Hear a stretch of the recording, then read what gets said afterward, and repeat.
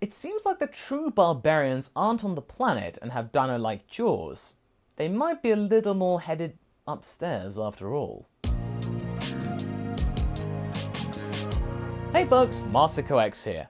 For the most part, these series tend to look at the more heroic characters, or at least those who are pretty ingrained within the fandom of the show. Why is this? Well, there is a lot of material to work with on those, and people are pretty invested in what they get up to, be it in the original lore or in an alternative story.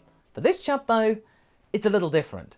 I think it's safe to say that Zamasu's place in the fandom is a little bit up in the air at the moment. For what it's worth, Super tried to make this villain a little more deep and philosophical, trying to explore the art of what is justice and whatnot, but it was a little too ambitious to say the least. It's a Sunday morning anime after all. If this were primetime perhaps, and animated by the likes of Studio Mappa or Madhouse, then yes, we can have at the metaphysical quandaries with Zamasu, it'd be great. Today though, we are more gearing towards a Dragon Ball and Civilization type of fusion of looking at one key moment which changed Zamasu from just a Kai in training to the ender of multiverses. What if he did nothing wrong? We're heading towards the endpoint of this story, which I think will blow your minds at how it all works, but for now, let's remind you how we started this tale. It all began that time when Goasu tried to teach his apprentice Zamasu how evolution can make mortals into better people, by choosing the least civilized beings in existence as an example. Either way, in this telling of events, Zamasu didn't get mad and take out his anger on these creatures. He instead decided to take that energy and make them into better beings himself, with his own direct involvement. Even though he really wasn't supposed to do that given what he was learning to become. Shin is a perfect example of a Supreme Kai in not doing anything. In time, Zamasu along with his most trusty sidekick Dekrath had melded the barbarians into a utopian society, which then caught the ire of Rumshi, the Dumbo knockoff, and now those two are about to get even with him. In the last part of Zamasu's great adventure towards not doing anything wrong, ultimately, Dekrath had finally been able to tune into being able to handle and then manipulate the likes of Hakai energy. All of this to the dismay of Rumshi, may I add. And from there, Dekrath was taken under the elephant's tutelage, albeit reluctantly. Kusu, the Angel of Universe 10, saw great things within this candidate, but her master was having none of it. He absolutely despised this being, as well as Zamasu, and made things deliberately much harder than they could have been. But this made Dekrath even more determined to get back at this being, the deity which had made his friends so sad and despondent, not listening to what he was trying to do. All of this vitriol then led to Dekrath fully realizing the Destroyer God energy, and become that thing that Toppo was when he fell into that form fighting Frieza, and then the tables were truly turned, and the pink one changed his tune considerably. Zamasu finding out the news from Kusu as well. Things were going, for want of a better phrase, according to cake. After this incident in which Dekrath had proved him utterly and completely wrong, the pink elephant's composure started to slowly warp and break down.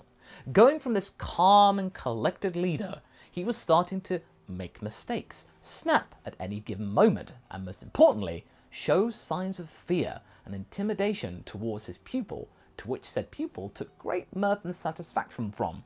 I mean, to be honest, you would too if you were in the dino's boots. Almost at once, like a light switch being flicked on, he had stopped tormenting his new student, to which Dekrath was most grateful for.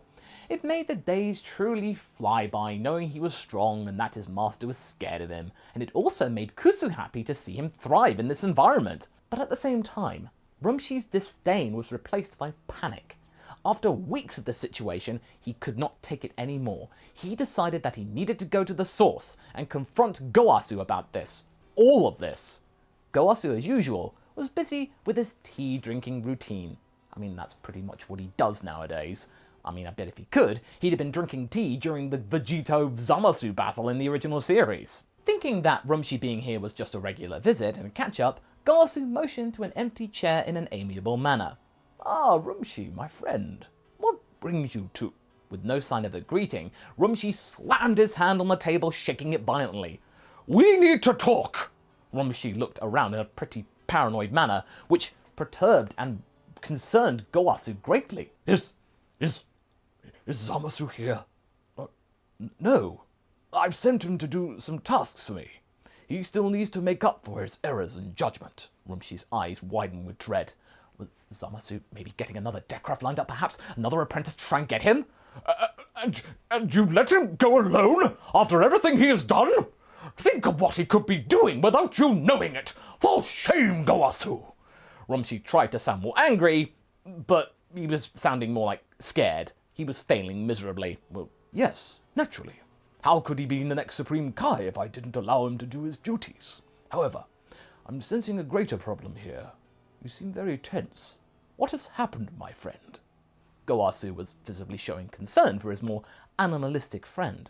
And realizing that he needed to vent badly to one of his oldest allies, Rumshi took the vacant chair and shakily helped himself to some tea. I think they're after me, Gowasu. The Supreme Kai fixed his gaze with sincerity and raised his eyebrow. This was something that he couldn't take lightly. After you? Who? Who is after you? You know exactly! They're planning to get rid of me! I'm certain of it! Gowasu gave him a light smile. Rumshi, think about this rationally. You are a god of destruction. There are no assassins in this universe capable of handling your power. Your student and his reptile! They are more than capable of offing me! And possibly my attendant is on it as well. They're all in on this. Gowasu gave a deep sigh. Rumchi, look at me. No one is after you. What those three are doing are what they are meant to do. Uphold the rules of our society and how it functions. They merely brought to you a suitable replacement candidate whom you will make your successor.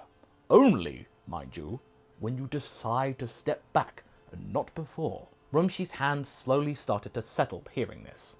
Gowasu pressed on.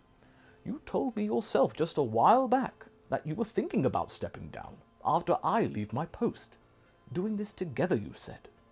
I'm preparing Zamasu to replace me, just as you are doing with this Deckcraft fellow. It's nothing to be afraid of. You've worked very hard, my friend. You deserve some time to rest, as do I. Rumshi realized that Gowasu was telling the truth, but there were still some troubles clouding his mind. Did you know that he traveled to Universe 7 before recruiting that thing? Who did? Zamasu.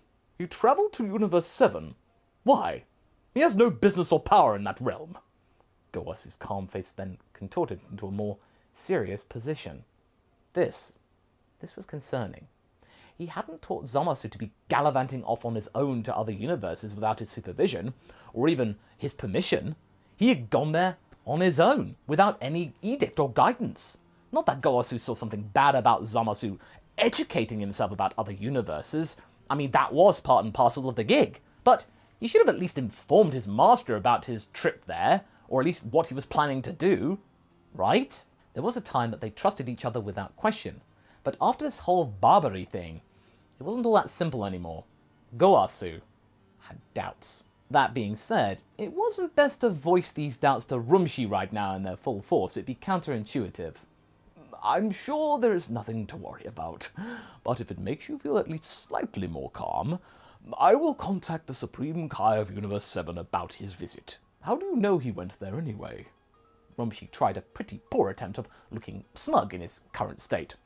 I have my eyes and ears everywhere, my friend. Well, then you should know for sure that there is no threat lurking for you.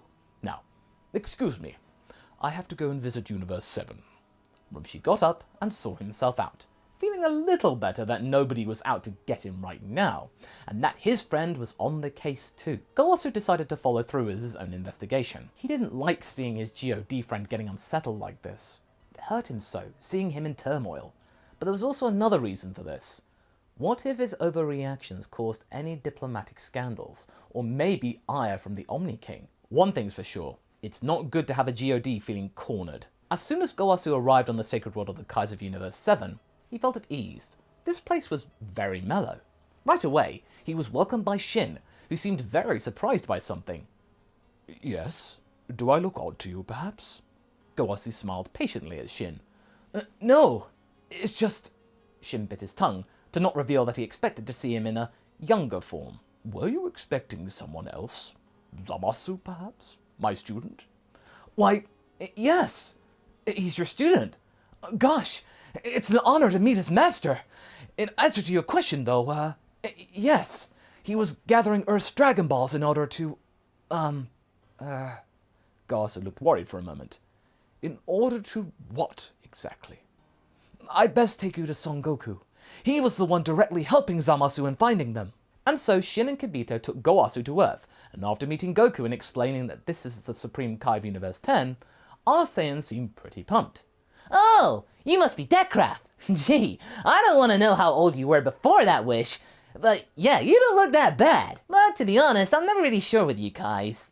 Gowasu was very confused with this mortal's enthusiastic jabbering. What? No. My name is Gowasu. Wait, did you say Deathcraft?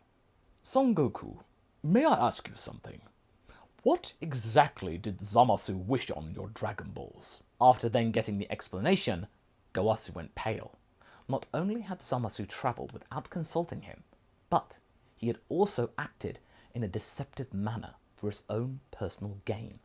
Rumshi might be onto something after all. Granted, he was glad that his friend wasn't deranged, but there were other worries bearing fruit. Why would he use these balls on this barbarian, specifically this one? Was this all innocent? Was he just wanting to truly see his potential and give him a fair chance at the job? Or was Rumshi right all along and they were planning to get rid of him? Shin, Son Goku, thank you for all of this information. It has helped answer many questions, but if you will excuse me, I'd better get going. Meanwhile, as Gowasu made his way back home, Zamasu was enjoying a moment of solitude in the gardens of his Kai planet, but he wasn't expecting his master to visit him at this time of day. Master Gowasu, I hadn't expected you here this early. Gowasu wasn't letting anything show. He kept his cool in this fraught moment. Don't worry, my boy. I merely wanted to check up on you. Oh? I heard that this protege of yours is doing pretty well to keep old Rumshi on his toes. Surprisingly good. Deathcraft? Zamasu smiled with pride. Yes! This is a good example of what mortals can achieve if they work more actively with us. So much progress in such a short time. When I'm Supreme Kai, I will ensure that all mortals get to fully realize their capabilities. A little too actively, if I heard correctly. Zamasu's look gets more stern. What do you mean, Master? Zamasu, why did you travel to Universe 7 without telling me? The younger Kai felt like his innards were twisting inside. His master was cross with him. Also, he'd found out. How? How did he find out? This could end everything he'd worked towards. He had to tread carefully here, or else Deathcraft might be in danger. I just wanted to... Zamasu, tell me, why did you insist on Deathcraft of all beings to become Rumshi's apprentice?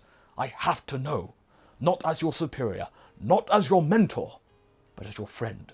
Tell me the truth, or else this might lead to dire consequences. For a moment, Zamasu felt how easy it would be just to solve the problem. It'd be simple to just slice the old man down, cut his throat with a keyblade and be done with it.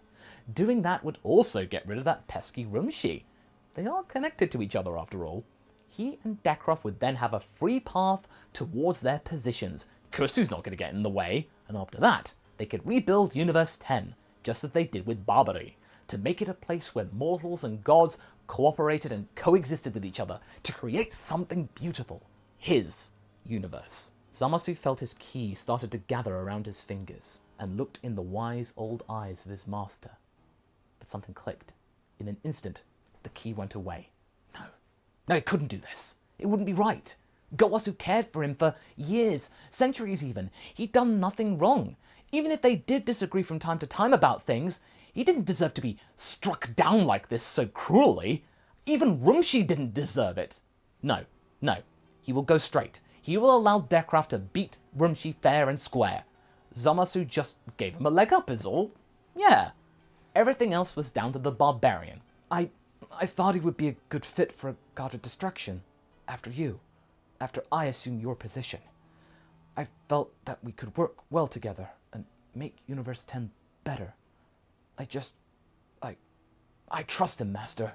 I wanted to show you two that you were wrong about my involvement in Barbary. It wasn't pointless.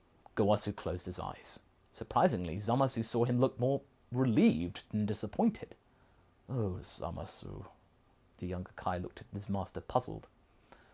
I just hope that the Omni King will see eye to eye with you. Good luck, my student. And he just left. Just like that. Leaving Zamasu with only his thoughts. He didn't want to leave things like this with Goasu, his closest friend and teacher, angry with him. Not really. He cared for the old fool more than he was willing to admit. And the Omni King and the Grand Priest? Why would they care? They hardly visited Universe 10, or took active interest in its well-being. Why should they even care or have to know about this? Zamasu doubted they would even bat an eye about it. The very next day, Zamasu decided to just make peace with Goasu the way he knew best. He prepared his favourite breakfast and his favourite tea. He walked to his quarters and knocked on the door. But there was no response. The young Kai waited a few minutes just to check whether Goasu was awake or not, and then knocked again. And again. The door crept open, and before his divine brain could fully register what he saw, he dropped the food tray. Goasu was laying on the floor, his eyes wide open, with a gaping wound in his chest. Someone had murdered his master. And that's where we're going to be leaving things for right now. So what do you folks think? Who done it? Who ended Goasu like this, and in such a foul manner without Zamasu knowing? Leave a comment below, and let's get this discussion going. And I shall see you in the next video. Catch you later!